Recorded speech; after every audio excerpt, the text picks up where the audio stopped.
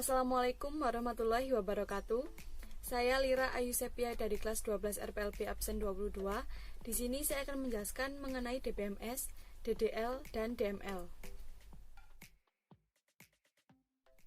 Yang pertama adalah pengertian dari DBMS. DBMS singkatan dari Database Management System, yaitu sistem pengorganisasian dan sistem pengolahan database pada komputer. DBMS ini merupakan perangkat lunak yang digunakan untuk membangun basis data yang berbasis komputerisasi.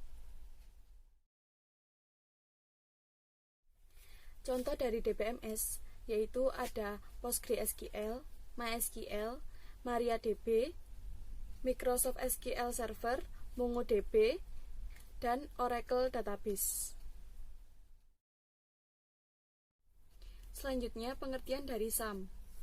SAM merupakan sebuah software yang penamaannya berasal dari akronim Apache, MySQL atau MariaDB, PHP, dan Perl.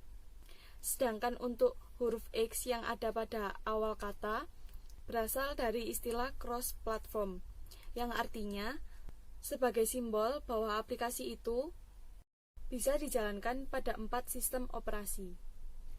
Selanjutnya akan saya jelaskan mengenai langkah-langkah dalam instalasi SAM.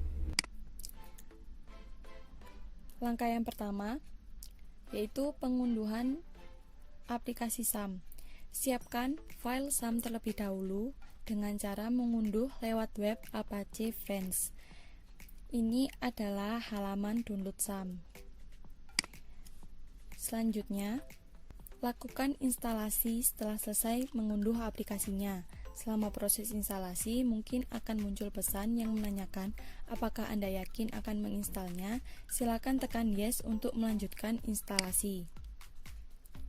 Yang ketiga, apabila muncul seperti yang ada pada gambar ini, tekan tombol next.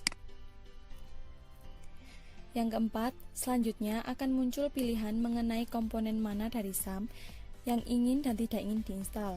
Beberapa pilihan seperti Apache dan PHP adalah bagian penting untuk menjalankan website, maka akan otomatis diinstal. Silahkan centang MySQL dan PHP MyAdmin. Seperti gambar di bawah ini, di sini Apache dan MySQL akan otomatis terinstall. Kemudian silakan dicentang pada PHP dan PHP MyAdmin. Langkah selanjutnya, silakan pilih folder tujuan di mana SAM ingin diinstal. Pada gambar ini, SAM akan diinstal pada direktori C. Langkah yang keenam, pada halaman selanjutnya akan ada pilihan apakah Anda ingin menginstal Bitnami untuk SAM, di mana nantinya dapat digunakan untuk install WordPress, Drupal, dan Joomla secara otomatis. Apabila muncul seperti ini, maka silakan klik tombol next untuk melanjutkan proses instalasi. Dan langkah yang ketujuh, pada langkah ini proses instalasi SAM akan dimulai. Langkah yang ke-8, setelah berhasil diinstal akan muncul notifikasi untuk langsung menjalankan kontrol panel. Silakan klik finish. Dan langkah yang terakhir, silakan buka aplikasi SAM yang sudah terinstall tadi, kemudian klik tombol start pada Apache dan MySQL. Jika berhasil dijalankan, Apache dan MySQL akan berwarna hijau seperti ini. Jadi kurang lebih seperti itu proses instalasi SAM. Cara mengakses MySQL dengan localhost. Yang pertama, buka web browser, kemudian ketikkan localhost, maka akan tampil halaman seperti di bawah ini. Jika sudah tampil seperti ini, maka proses instalasi SAM yang sudah dilakukan sebelumnya sudah berhasil. Yang kedua, membuka PHP MyAdmin dengan cara ketikkan localhost PHP MyAdmin, maka akan muncul seperti di bawah ini. Ini tampilan untuk halaman PHP MyAdmin. Di sini bisa digunakan untuk membuat database, membuat tabel, melakukan query data, dan lainnya. Yang ketiga, menjalankan website dengan SAM dengan cara meletakkan file website pada folder htdoc. Letaknya di local disk C, lalu buka SAM dan letakkan file website pada folder htdoc. Jadi, untuk file websitenya harus diletakkan di dalam folder htdoc ini. Kemudian untuk mengaksesnya, silakan buka web browser, lalu ketik localhost / nama folder website yang sudah diletakkan pada htdoc-nya. Yang keempat, sinkronisasi database website dengan phpMyAdmin.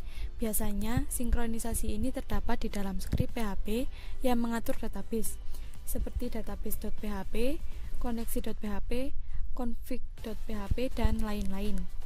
Untuk membuat database di phpMyAdmin, silakan klik tab database ini, lalu tulis nama databasenya yang diinginkan, kemudian klik create. Selanjutnya, cara mengakses MySQL dengan command prompt. Yang pertama, buka command prompt pada laptop atau PC. Ini adalah tampilan awal ketika membuka command prompt. Yang kedua, ketikkan perintah seperti gambar di bawah ini. Perintah yang pertama yaitu cd. Ini untuk direktori partisi harddisknya. Perintah yang kedua, cd spasi SAM, direktori folder SAM-nya. Ketiga, cd spasi MySQL, direktori folder MySQL di dalam folder SAM-nya. Dan yang keempat, cd bin, direktori folder bin di MySQL. Dan MySQL root p ini digunakan untuk masuk ke SAM-nya. Setelah mengetikkan perintah-perintah ini, maka akan tampil tulisan MariaDB seperti ini. Di sini sudah bisa melakukan create database, create tabel, dan lainnya. Jadi seperti itu cara mengakses MySQL melalui localhost dan melalui command prompt. Setelah saya jelaskan mengenai bagaimana cara instalasi SAM dan bagaimana cara mengakses MySQL melalui localhost dan melalui command prompt, berikutnya akan saya jelaskan mengenai sintak-sintak SQL. Selanjutnya akan saya jelaskan mengenai sintak-sintak SQL. Yang pertama yaitu untuk melihat seluruh database yang berada pada MySQL server. Bentuk umumnya yaitu ini, show database. Dengan mengetikkan ini, maka akan ditampilkan nama-nama database yang ada. Selanjutnya, perintah untuk memilih sebuah database yang akan digunakan. Bentuk umumnya ini use, kemudian nama database yang akan digunakan. Contohnya di sini, use mahasiswa. Mahasiswa ini adalah nama database yang akan digunakan. Selanjutnya ada DDL atau Data Definition Language. DDL adalah salah satu bentuk SQL yang bisa digunakan untuk menciptakan atau membuat database, tabel, struktur tabel, merubah struktur database, menghapus tabel, menghapus database, serta membuat relasi antar tabel. Yang pertama yaitu perintah create. Perintah create yaitu untuk membuat, termasuk diantaranya membuat database, membuat tabel baru, membuat view baru, dan lain-lain. Contoh yang pertama yaitu membuat database. Bentuk umumnya seperti ini, create database, kemudian nama database yang akan dibuat. Contohnya di sini akan membuat database dengan nama databaseku. Perintah create yang kedua untuk membuat tabel pada database. Bentuk umumnya create tabel, kemudian nama tabel yang akan dibuat, dalam kurung nama kolom, jenis kolom. Ini digunakan untuk menyebutkan nama kolom dan jenis kolom yang ada pada tabel yang akan dibuat. Contohnya seperti ini, create tabel, kemudian tabel yang akan dibuat yaitu tabel mahasiswa, NIM char 8 not 0, nama char 30 not 0. Ini adalah nama kolom dan jenis kolom yang akan tampil pada tabel mahasiswa ini. Contoh berikutnya yaitu membuat indeks. Bentuk umum dari membuat indeks ini seperti ini: create, unique, index, kemudian nama indeks, on, nama tabel, dalam kurung, nama kolom. Contohnya seperti ini. Ini untuk nama indeksnya yang akan dibuat. Kemudian on dari nama tabel yaitu MHS, kemudian nama kolomnya yaitu name. Contoh yang keempat yaitu membuat view. Bentuk umumnya seperti ini. Create view, nama kolom-kolomnya, as select statement with check option. Contohnya seperti ini. Berikutnya ada perintah drop. Perintah drop ini digunakan untuk menghapus database, tabel, dan lain-lain. Contoh yang pertama yaitu menghapus tabel. Salah. Contoh yang pertama yaitu menghapus database. Bentuk umumnya drop database, kemudian nama databasenya. Contohnya ini ada database perpustakaan yang akan dihapus. Contoh berikutnya yaitu menghapus tabel. Bentuk umumnya drop tabel, kemudian nama tabelnya. Contohnya di sini drop tabel siswa. Di sini siswa adalah nama tabel yang akan dihapus. Selanjutnya menghapus indeks. Bentuk umum dari menghapus indeks ini yaitu drop index, kemudian nama indeks yang akan dihapus. Contohnya di sini indeks mahasiswa akan dihapus. Contoh yang keempat, menghapus view. Bentuk umumnya drop view, kemudian nama view-nya. Contohnya drop view MHS view. Di sini MHS view adalah nama view yang akan dihapus. Perintah berikutnya yaitu perintah alter. Perintah alter digunakan untuk mengubah struktur tabel yang telah dibuat. Contoh yang pertama yaitu menambahkan kolom. Bentuk umumnya alter tabel, kemudian nama tabel, add, nama kolom, dan jenis kolom. Contohnya di sini akan menambahkan kolom pada tabel mahasiswa. Kolom yang ditambahkan yaitu kolom nomor telepon dengan jenis kolom char 8. Contoh yang kedua, mengubah panjang kolom. Bentuk umumnya alter tabel, nama tabel, modify, kemudian dalam kurung nama kolom dan jenis kolomnya. Contohnya di sini akan mengubah panjang kolom pada tabel mahasiswa. Kolom yang akan diubah yaitu kolom alamat dengan jenis kolomnya char dan panjangnya diubah menjadi 50. Yang ketiga, menghapus kolom. Bentuk umumnya yaitu alter tabel, kemudian nama tabel, drop, nama kolom, dan jenis kolom. Contohnya di sini akan menghapus kolom pada tabel mahasiswa. Kolom yang dihapus adalah kolom alamat dengan jenis kolom yaitu char 1. Kemudian ada perintah DML, yaitu Data Manipulation Language. DML merupakan perintah SQL yang berhubungan dengan manipulasi atau pengolahan data dalam tabel. Perintah yang pertama yaitu perintah select. Perintah select ini digunakan untuk mengambil atau menampilkan data dari tabel. Contoh yang pertama, memilih semua kolom. Bentuk umumnya select bintang from, kemudian nama tabelnya yang akan dipilih. Contohnya di sini select bintang. Contohnya di sini select bintang from tabel buku. Di sini kolom yang akan ditampilkan yaitu dari tabel buku.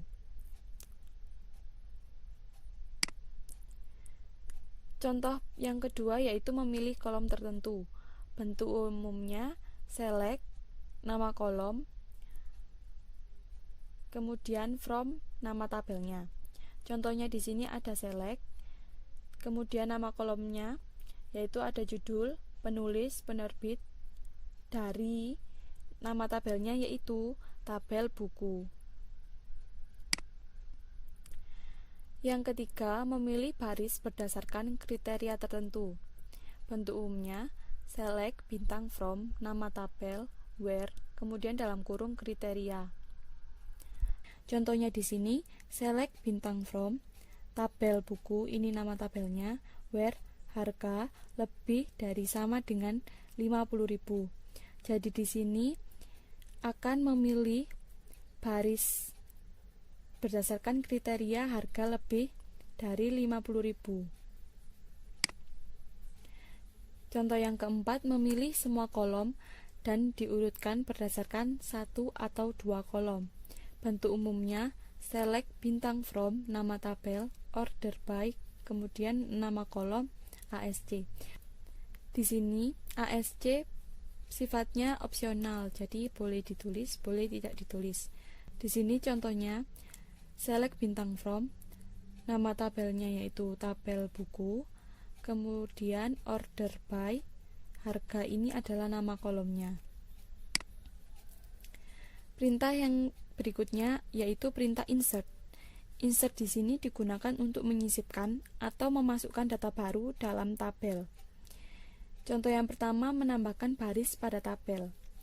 Bentuk umumnya insert into, nama tabel, kemudian kolom-kolomnya, kemudian values dan nilainya.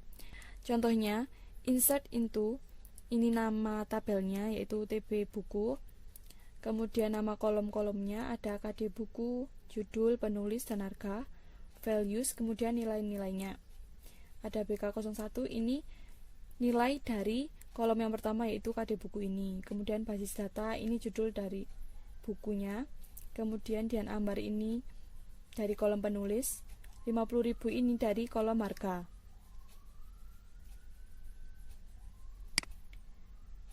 Contoh yang kedua, nilai yang diberikan berupa ekspresi atau nol. Bentuk umumnya insert into nama tabel, kolom 1, kolom 2, dan kolom selanjutnya, kemudian values, kemudian dalam kurung nilai-nilainya. Contoh di sini insert into tabelnya TB pegawai, kemudian ini nama-nama dari kolomnya ada NRP, nama, tanggal lahir, gaji, tunjangan. Kemudian ini values. Selanjutnya dalam kurung ini nilai-nilai dari tiap kolomnya. Perintah selanjutnya yaitu perintah update. Perintah update di sini digunakan untuk memperbarui data. Contoh yang pertama, mengubah data berdasarkan harga atribut primary key. Bentuk umumnya yaitu update, nama tabelnya, kemudian set nama kolom 1 sama dengan ekspresi 1, dan seterusnya, where nama kolom sama dengan kriterianya. Contohnya di sini update dari nama tabelnya yaitu TB buku, set nama kolomnya yaitu judul, kemudian ekspresinya sistem basis data. Jadi judulnya yaitu sistem basis data. Penulisnya Mia dengan harga 60.000. Where di sini nama kolomnya KD buku. Kemudian kriterianya ini. Kriteria ini maksudnya kode dari buku tersebut. Contoh yang kedua yaitu mengubah semua baris dalam tabel. Bentuk umumnya update, nama tabel, set, nama kolom sama dengan nilai, bintang, nama kolom. Contohnya ini update, kemudian nama tabelnya itu TB buku, set, harga sama dengan 1,5 bintang harga. Ini harga ini adalah nama kolomnya, kemudian ini nilainya. Selanjutnya, contoh yang ketiga, mengosongkan kolom tertentu. Bentuk umumnya update, nama tabel, set, nama kolom sama dengan 0, where nama kolom sama dengan nilai. Contohnya, update, di sini nama tabelnya yaitu TB buku, set, nama kolomnya harga sama dengan 0, where di sini nama kolomnya penerbit sama dengan nilainya yaitu ambar offset. Ini nama kolom penerbit, nilainya ambar offset.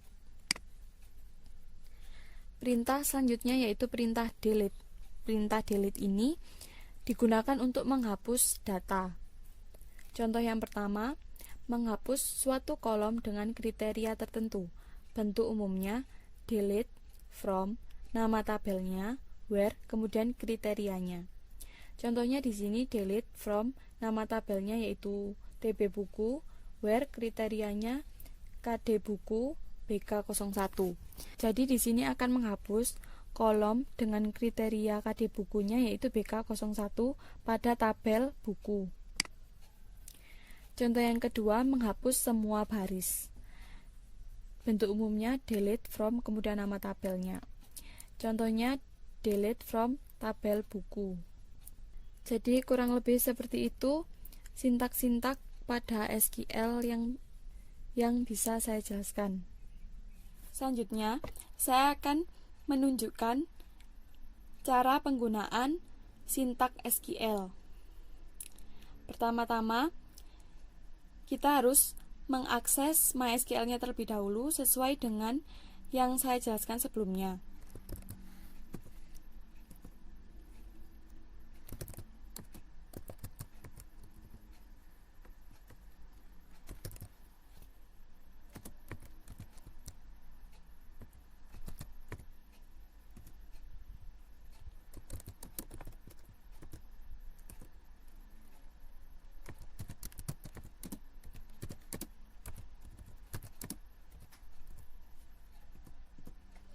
Setelah masuk ke MariaDB, langsung saja saya ingin menampilkan seluruh database yang ada dengan perintah show database.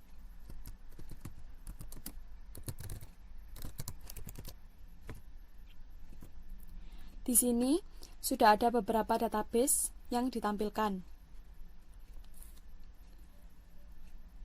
Lanjut, saya ingin membuat database baru dengan perintah create database,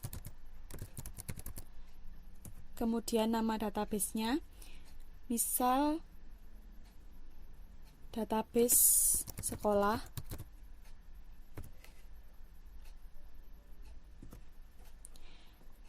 database sudah berhasil saya buat. Kemudian saya ingin melihat apakah databasenya benar sudah dibuat dengan perintah show database lagi. Di sini sudah ada database dengan nama sekolah sesuai dengan yang saya buat.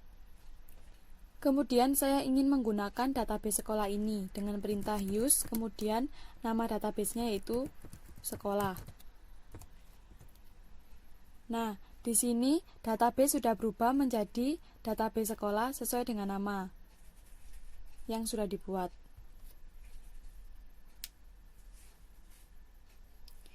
Selanjutnya, saya ingin membuat tabel dalam database sekolah ini dengan perintah create tabel, kemudian nama tabelnya, misal saya ingin membuat tabel dengan nama siswa, kemudian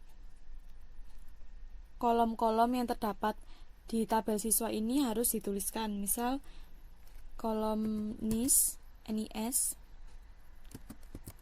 dengan tipenya char 11 misalnya, kemudian kolom nama varchar 100 misalnya, dan kolom nomor telepon.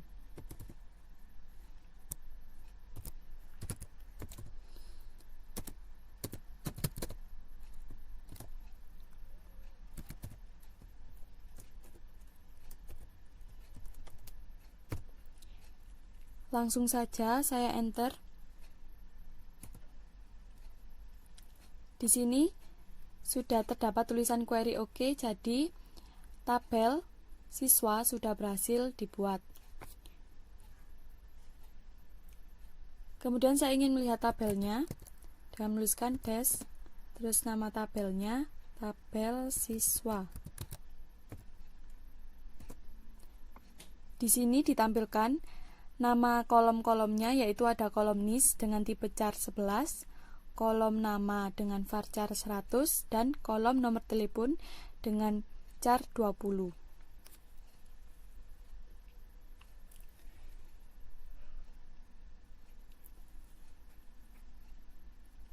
Sekarang saya ingin menambahkan data pada tabel siswa ini.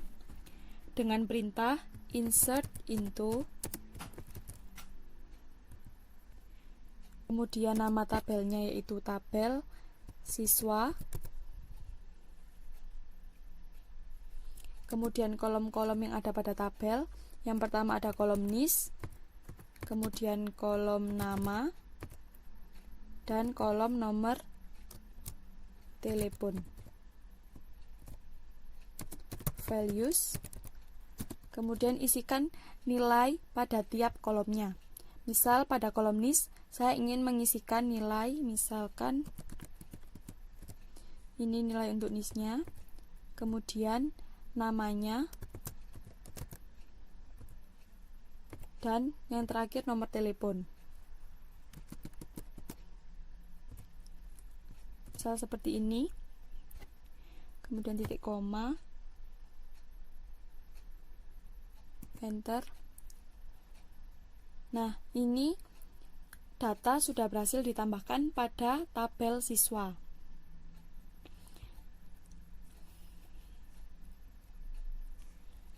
Saya akan melihat datanya sudah benar masuk atau belum dengan perintah select bintang from, kemudian nama tabelnya yaitu tabel siswa.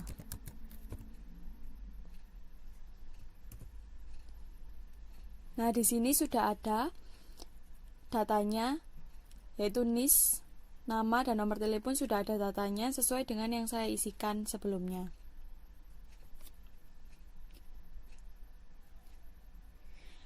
Kemudian sekarang saya akan mencoba mengubah data dari satu kolom dengan perintah update. Update, kemudian nama tabelnya,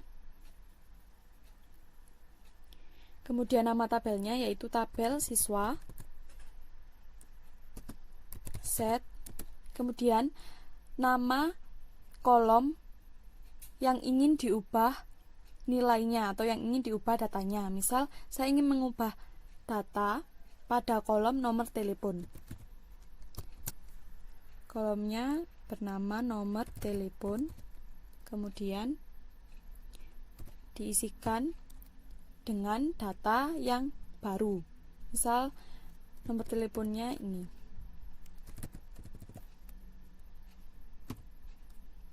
Setelah itu titik koma, enter. Nah, di sini data berhasil diubah. Langsung saja kita lihat apakah datanya sudah berubah atau belum dengan select bintang from seperti yang tadi. Di sini data pada kolom nomor telepon sudah berubah sesuai dengan yang saya inginkan.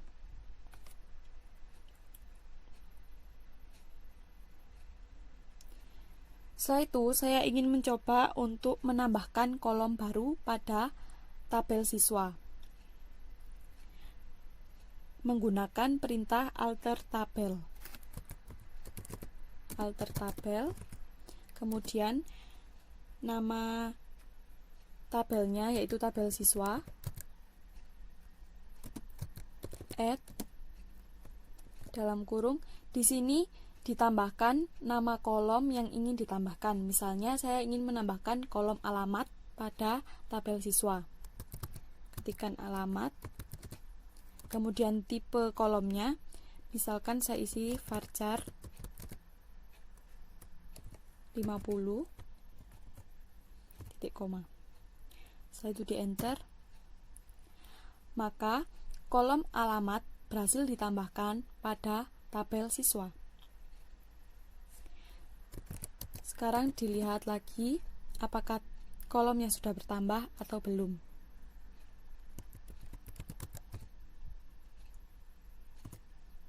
Nah, di sini kolomnya sudah bertambah jadi 4 kolom, yaitu ada kolom NIS, kolom nama, kolom nomor telepon, dan kolom yang baru yaitu kolom alamat dengan varchar 50.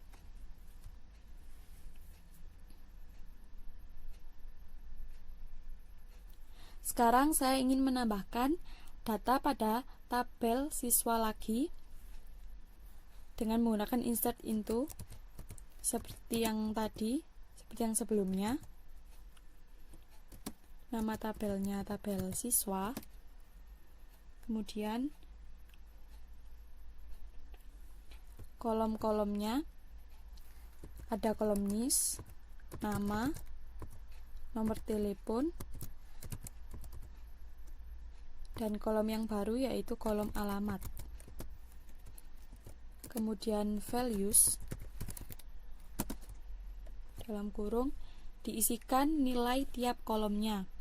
Misal di sini pada kolom NIS saya ingin mengisikan nilai seperti ini, kemudian namanya,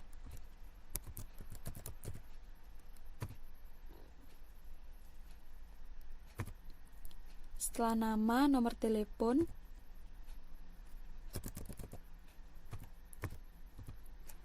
kemudian alamat.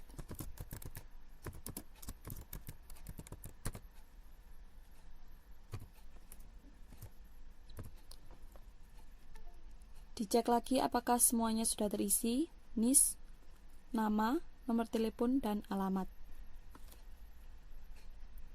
Setelah itu di enter. Data yang sudah saya isikan ini berhasil ditambahkan. Langsung saja kita cek menggunakan select bintang from. Kemudian nama tabelnya yaitu tabel siswa. Enter. Nah, di sini sudah ditambahkan data sesuai dengan yang saya isikan. Sekarang saya ingin menghapus data pada tabel siswa dengan kriteria tertentu. Jadi menggunakan perintah delete from, kemudian nama tabelnya yaitu tabel siswa,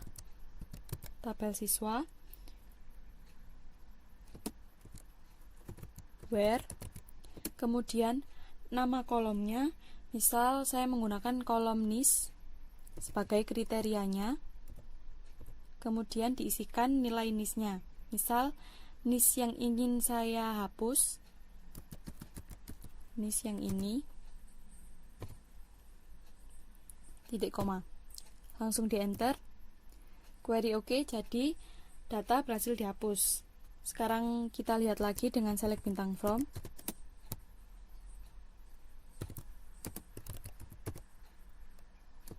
Nama tabelnya yaitu tabel siswa.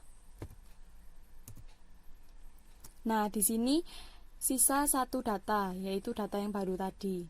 Untuk data yang lama sudah terhapuskan berdasarkan NIS 12345 ini.